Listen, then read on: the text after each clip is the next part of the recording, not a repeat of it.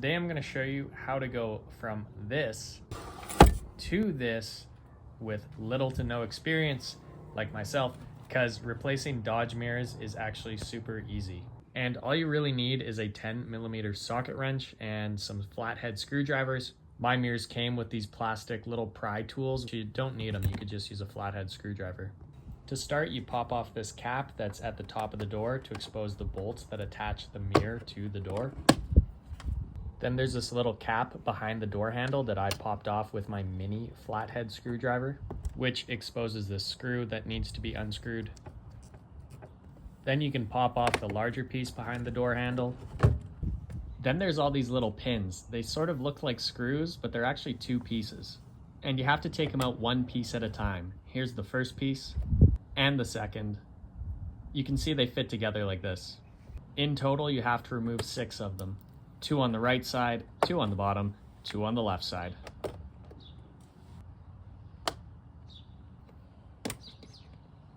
Finally, you can pop out the window controls.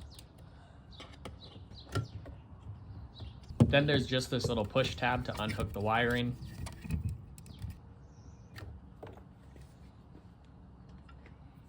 And then the interior of the door can be fully removed.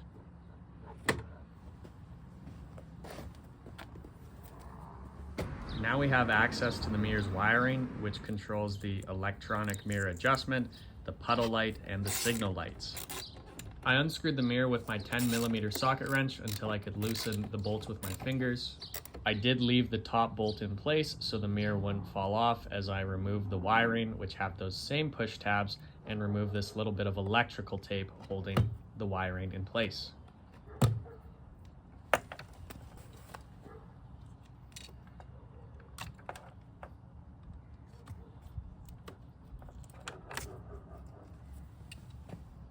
From there, you go to the other side of the door and you can remove your last bolt, pull your mirrors off, and pull all your wires out. Here's a quick look at my new mirrors. This was an Amazon find, and I found that they were pretty good value. I hope that they hold up over time, but I'll drop the link in the description for those interested.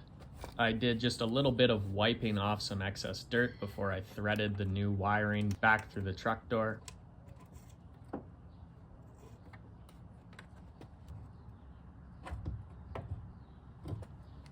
Make sure you kept one of those bolts in your pocket so you can easily reattach your new mirror.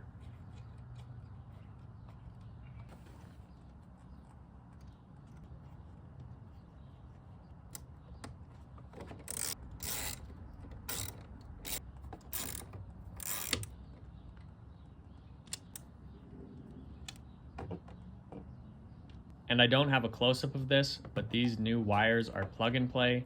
There's only 2 wires, and it's pretty easy to find where they'll go because they won't fit anywhere else.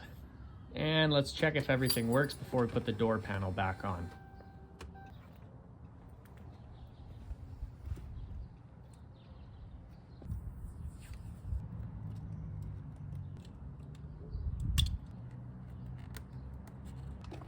The door's interior slides on pretty easily, and then it's just a matter of putting back in all 6 of the push pins.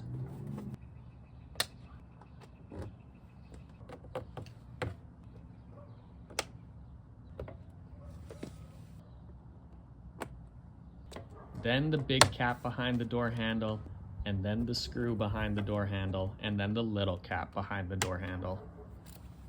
One last check to make sure that the mirror is snug, and then the final cap.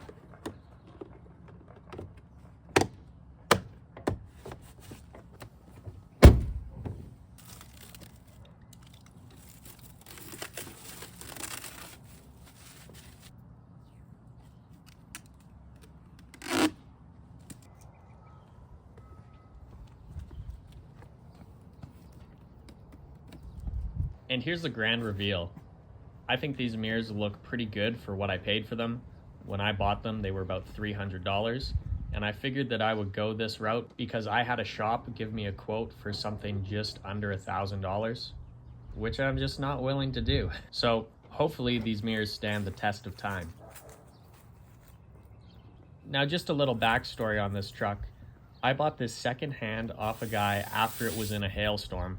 That's why the mirrors were all busted.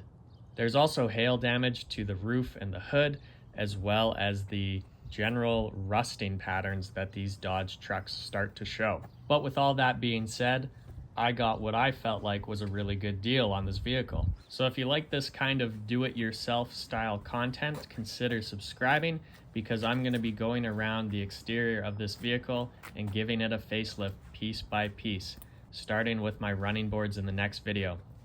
I'm going to start by repairing the rusting and deleting the chrome on this truck. I know it ain't much, but it's mine and it's paid in full. Thanks for watching. Peace.